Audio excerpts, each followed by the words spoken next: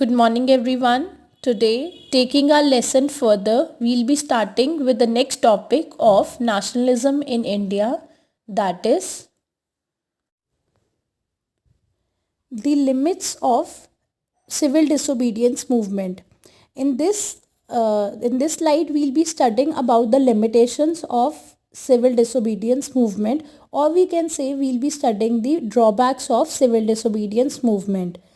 The main drawback of civil disobedience movement was not all social groups of the society participated in the civil disobedience movement. और हमने इसमें यही पढ़ना है कि कौन से वो सोशल ग्रुप्स थे जिन्होंने सिविल डिसोबीडियंस मूवमेंट में पार्टिसिपेट नहीं किया था. Not all social groups were moved by the abstract concept of Swaraj. One such group was the nation's untouchables, who from around the 1930s had begun to call themselves Dalit or oppressed. The first social group that didn't participate in the civil disobedience movement was the untouchables, जिनको Dalits और oppressed class भी कहा जाता था. और गांधी जी ने ये चीज़ declare की थी कि हम आने वाले 100 ईयर्स तक स्वराज नहीं हासिल कर सकते जब तक अनटचेबिलिटी बिल्कुल ही ख़त्म नहीं की जाती from our country. We'll be studying this in the second point. Mahatma Gandhi declared that Swaraj would not come for 100 years if untouchability was not eliminated. He called the untouchables Harijan or the children of God. Gandhi ji ने इन untouchables को children of God या और हरिजन से भी हरिजन भी कहा था. और he organise satyagraha to secure them entry into temples and access to public wealth, tanks, roads and schools. और इनको टेम्पल्स में एंट्री देने के लिए या पब्लिक प्लेसेस में एंट्री देने के लिए Gandhi ji organised a satyagraha also.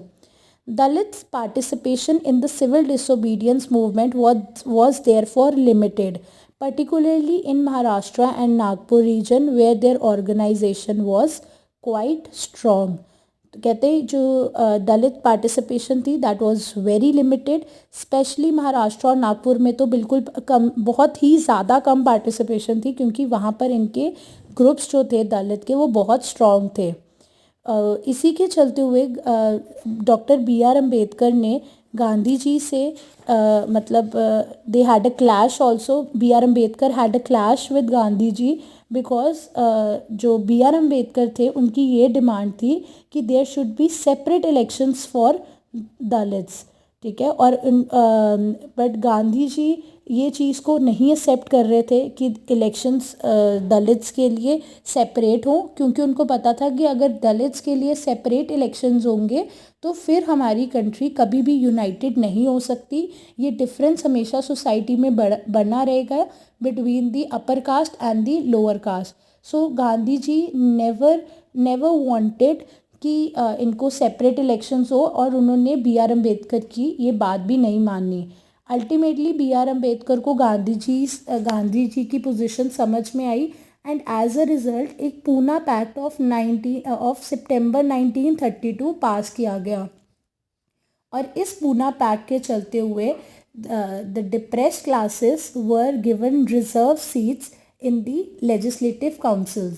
ठीक है. जो इलेक्शंस होने थे उसमें पूना पैक्ट एक्ट में ये डिक्लेयर किया गया कि जो ये इलेक्शंस होंगे उसमें कुछ seats will be reserved by the depressed class. It will be reserved for the depressed class.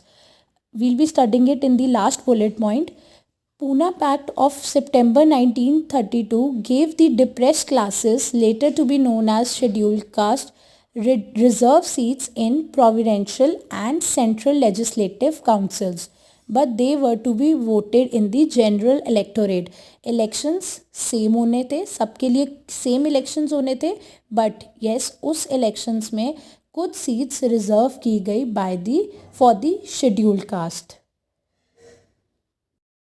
Further, we'll be studying the another social group who didn't participate in the civil disobedience movement, and it was the Muslim community.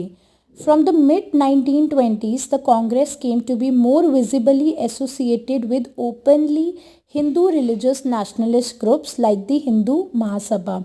1920 mid of 1920 से ही Congress की जो support थी that was more towards the Hindu religious nationalist group like the Hindu Mahasabha, और जो Muslim community थी वो धीरे धीरे करके एलिनिएट हो रही थी from the Congress.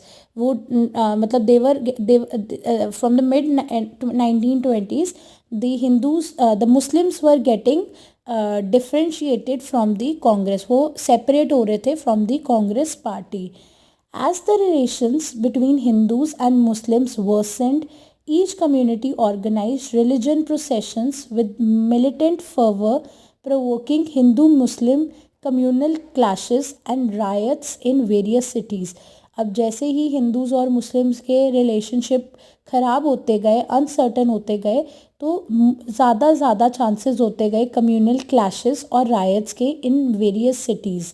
Every riot depend the distance between the two communities, और हर लड़ाई झगड़े में इनका आपस का डिस्टेंस दोनों कम्युनिटीज़ का डीपन ही होता गया.